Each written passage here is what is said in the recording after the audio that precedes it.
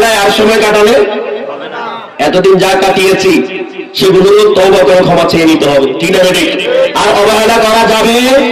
বলেন না সবাই, সময় নষ্ট করা যাবে? এদিক সেদিক দিক বেদিক ছুটাছুটি করা যাবে না। আগে আমরা নেতৃত্ব হারা ছিলাম, এখন আমরা নেতৃত্ব পেয়েছি। আগে আমরা পথ হারা ছিলাম, এখন আমরা পথ পেয়েছি। আগে আমাদের পথ আমরা পাইনি, এখন আমাদের পথ পেয়েছি।